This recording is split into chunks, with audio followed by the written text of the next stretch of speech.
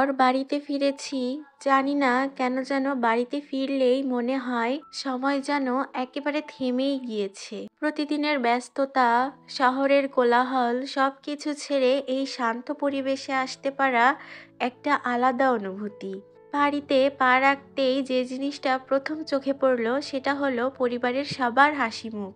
আম্মু যেন একটু বেশি ব্যস্ত, খাওয়ানোর জন্য কত কিছু বানিয়ে রেখেছেন। ছোটবেলার সেই আদর, সেই যত্ন যেন ঠিক একই রকম। একটা ব্যাপার সবসময় মনে হয়, পরিবার হলো আমাদের সেই জায়গা যেখানে আমরা নিজেদের সবচেয়ে স্বচ্ছন্দ বোধ করি। যেখানে কোনো অভিনয় নেই, কোনো লুকোচুরি নেই, শুধুই আছে নিখাদ ভালোবাসা। আর এই ভালোবাসার মাঝেই জীবনের সবচেয়ে সুন্দর মুহূর্তগুলো লুকিয়ে থাকে। সকালে উঠে দেখি দাদি যেন আমাকে খুশি করার জন্য পুরো প্ল্যান সাজিয়ে বসে আছেন।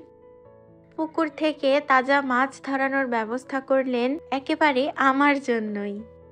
এই ভালোবাসাটা যেন শুধুই দাদির পক্ষেই সম্ভব। আর আব্বু, তিনি গাছ থেকে ডাব পেড়ে আনলেন। শহরে এসব তাজা ফল পাওয়া তো কল্পনার বাইরে। তাই মনে হয় গ্রামের এই জিনিসগুলো কখনোই হারাতে চাই না। এরপর ঘরে ঢুকেই দেখি সেয়াই পিঠা বানানোর তোড়জোড় চলছে। আমাদের এলাকায় এই পিঠাটা খুবই জনপ্রিয়।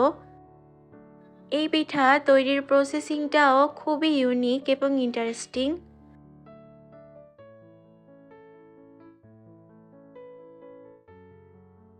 মজার ব্যাপার হলো, মায়ের হাতের খিচুড়ি আর হাঁসের মাংসের রান্নারও প্রস্তুতি চলছিল সমান তালে।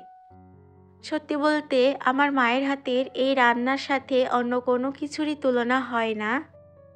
পরিবারের এই মুহূর্তগুলো আসলে কতটা দামি সেটা বুঝতে হলে দূরে থাকতে হয়। ছোটোখাটো জিনিসগুলোই জীবনে সবচেয়ে আনন্দ এনে দেয়। এই ভিডিওটা আমি আপনাদের সাথে শেয়ার করলাম, কারণ চাই আপনারাও আমার এই ভালো লাগাগুলো একটু হলেও অনুভব করতে পারেন। বিকেলে ভাবলাম একটু বের হয়ে আসি।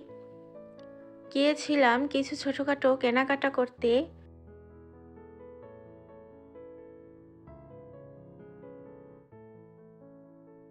আর সন্ধ্যার খাবার বাইরেই খেয়েছিলাম, বার্গার, স্যান্ডউইচ আর আমার প্রিয় রসমালাই। আবার দেখা হবে পরের কোনো ভিডিওতে। ততক্ষণ পর্যন্ত ভালো থাকুন, সুস্থ থাকুন। আল্লাহ হাফেজ। আসসালামু আলাইকুম।